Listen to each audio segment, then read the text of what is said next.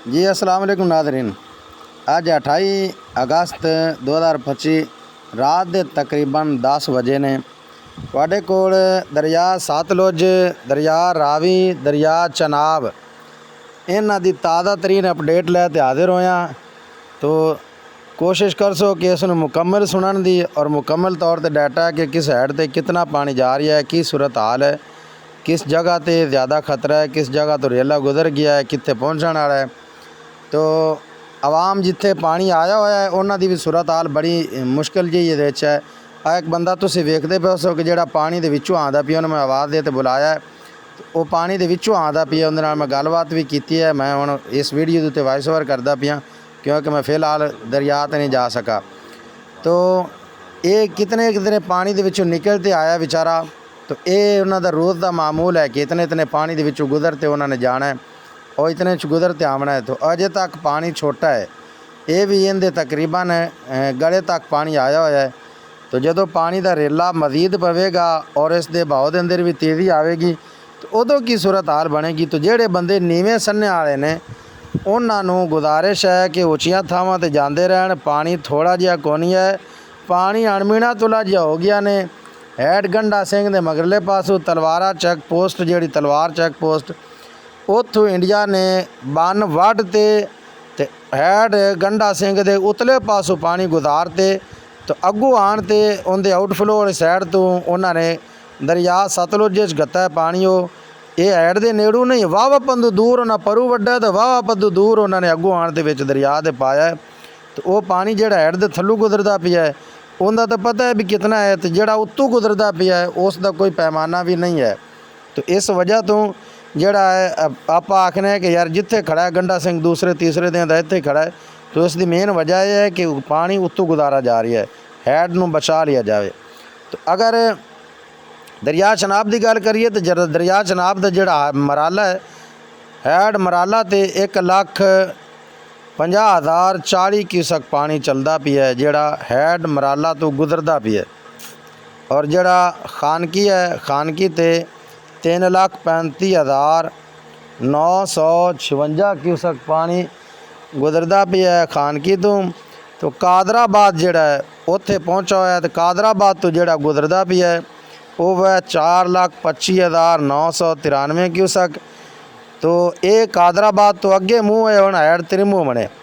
हुण जिहड़ा असल वड्डा रेला है दरिया चनाब का वो कादराबाद तो लैते त्रिमूह तक है कि त्रिमूह तक जिहड़ा त्रिमूह की सतह बुलंद होनी शुरू हो गई कि 96,594 क्यूसक पानी हो गया हैड त्रिमूह ते।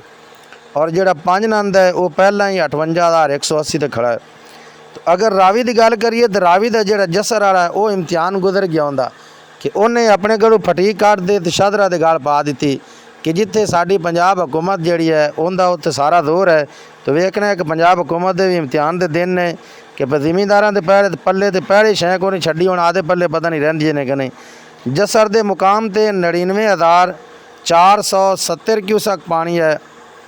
और शादरा ते जिहड़ा है वो पानी का रेला वड्डा सारा है कि 2,19,770 क्यूसक लाहौर शादरा ते पहुँचा हुआ है। और आस पास वाले जिहड़े इलाके ने वो गौरमेंट ने बंद करते, हाई अलर्ट कर दिता है।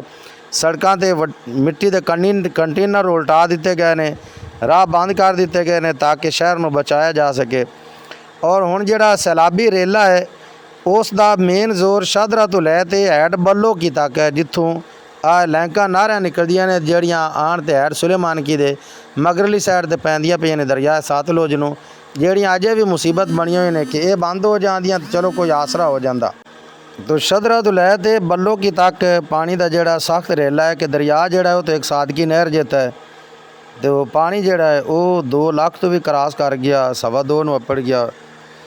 तो बल्लो की तो जी मौजूदा सूरत हाल है उत्थे सतह बुलंद होनी शुरू हो गई कि 1,04,435 क्यूसक पानी हो गया हैड बल्लो की ते।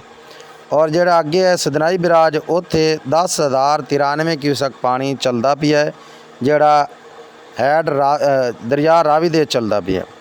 उस तो बाद अगर गल करिए आपां दरिया सतलुज की तो सतलुज के भी तेवर बदले बदले जाए ने।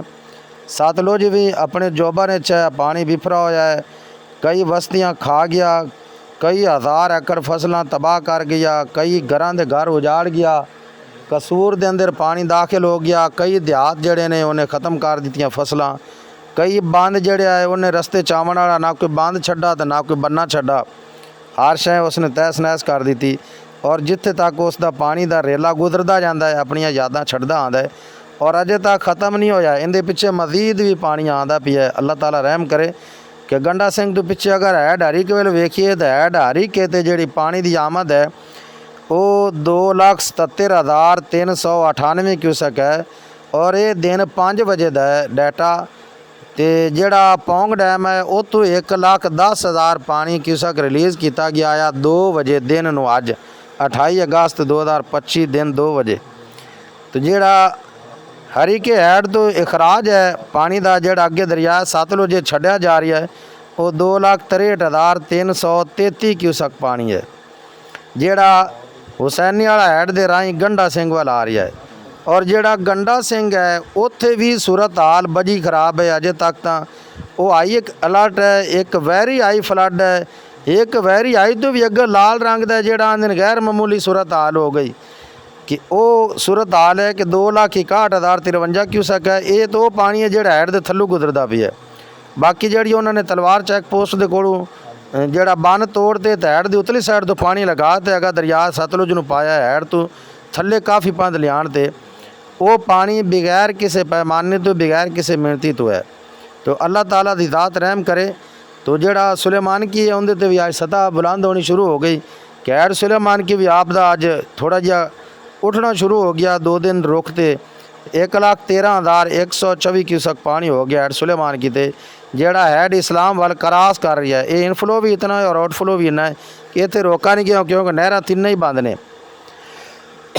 और जिहड़ा हैड इस्लाम है उनदे ते 52,706 क्यूसक पानी चलदा पिया है जिहड़ा अगे दरिया सतलुज दे राही हैड 5 नंज ते पहुँचदा है, फिर उस ते राही अगा सिंध दरिया पहुँचते तो सिंध के राही अगर समंदर पहुँचते तो जाते ख़त्म हो जाता है।